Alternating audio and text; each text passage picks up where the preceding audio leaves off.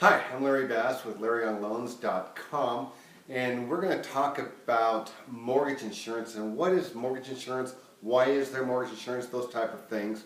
And if you ever have any questions, further questions, feel free to give me a call on my cell at 303-944-2277. Again, LarryOnLoans.com. But here's what mortgage insurance is for this, is the more money you put down on a house, the less risk the lender has. So obviously, if you only put down 3.5% on the home, like an FHA loan, well then there's a lot of risk on the lender. If you lose your job, you don't have enough equity to get the house sold, get the lender paid off in whole, and so the lender's going to have to foreclose, and it's going to cost the lender more and more money, and loss of interest and those type of things. So the more money you put down, the better chance the lender has to recoup all their money. Now the rule of thumb, the way it works is, it's your loan to value, LTV, needs to be 80%. So what this means is, if your house is worth $100,000, an 80% LTV, loan to value, would be an $80,000 loan. So the loan to the value of the house is 80%. So which means you have 20% equity. Now in most houses, if you have 20% equity and you lose your job, you can't make your payments, well then you can go ahead and get your house sold. Even if you had to hire a realtor for 6%, cost you a couple percent in closing costs, 3% in seller concession, you'll still walk away with money. Now you won't walk away with the 20% you put down if that's what you had done, or you'll lose majority of your equity in that situation, but it's better to do that than to let the house go into foreclosure. So the lender believes that if you have at least 80% of the value in the home, that foreclosure is going to be very, very small.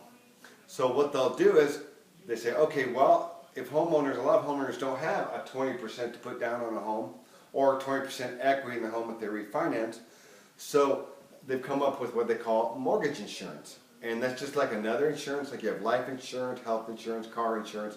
This is mortgage insurance. So if you're not able to make the payments to the bank, the mortgage insurance company will pay the bank off, and then that's how the house gets sold out. So 80% loan to value.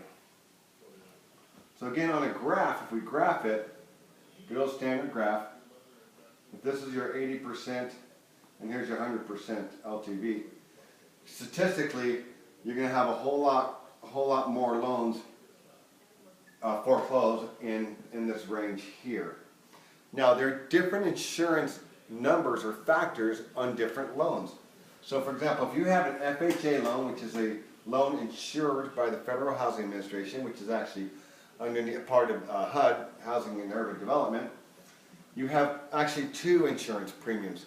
And the way they do this is like this. Pretend like you're buying a house for $200,000. So we got a $200,000 house. Now the down payment on an FHA loan is 3.5%. Or in this case, $7,000. So you have to come to closing with the $7,000 down payment. So your new loan, or in this case a base loan, is going to be $193,000. Now the first thing FHA does is they take this base loan and they times it by, it's called an upfront mortgage premium, which is 1.75%. So you take 1.75% times the 193, and I have my calculator right here.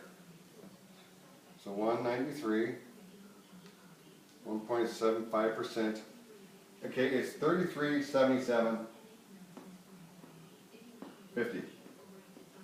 So then what you do with your loan, you're going to add the 193 and this 3377, and our total loan amount is going to be 196,377.50. So instead of paying your principal and interest on a loan amount of 193, you're going to be paying also on another $33.77. So this is the first mortgage insurance premium FHA has. Now the next one they have is a monthly mortgage insurance premium. And now, right now, this is February of 2015, it's 0.85%. The government just lowered it. It was 1.35%, and they just lowered it just about a month ago. So now it's 8.85%. So the way they figure this is they take our base loan amount times 0.85%. So we'll take our 193, 0.85%, $1,640 divided by 12. It's $136.71 a month. So to make these numbers make sense is this. So if you say, well, Larry, what's my payment on something like this? Well, what we have is, is it going to work? We take our loan amount, our gross loan amount, which remember it was $196,377.50. So we put that into our calculator. We'll do a 30-year loan. We'll just use 4%. So at 4%, our principal and interest is $937.54. Now, on top of that, we have to add our homeowners insurance, like State Farm, Farmers, which we call hazard insurance. So let's just say that's $100 a month. And let's say our taxes are $175 a month. So if we add these numbers here, so at 275, this gives us an initial loan of $1254. So if you've heard the term PITI, here's where you get it. Is PI is principal and interest, T is taxes, and the other I is insurance for hazard insurance. Now, what we have to do is add one or two more numbers on here. This is our PITI. Now we have to add our monthly insurance, our monthly mortgage insurance. So now we have to add the $136.71. So $136.71. So our payment is going to be $1,349.25. So that's our payment. And the only other thing you'd have to add onto this is if you lived in a homeowners association and maybe that was $50 a month or $150 a month. That would be made separately, but that's not part of your normal mortgage payment. But it is used in qualifying you for a loan. So this is the payment on the $200,000 house with 3.5% down. And as you can see, the mortgage insurance is pretty high. You've got that and of course the little bit that was added onto the loan here. So that's how an FHA mortgage insurance works. Now a conventional mortgage insurance works similar, except remember our 193 loan? Well, that's what your principal and interest is going to be, is only on the 193. You don't add that 1.75% on top of it. So our payment would be just a little differently, 193, and so it's going to be instead of going to be that, it's going to be 921.41. So that extra FHA insurance actually added about $16 a month onto your payment.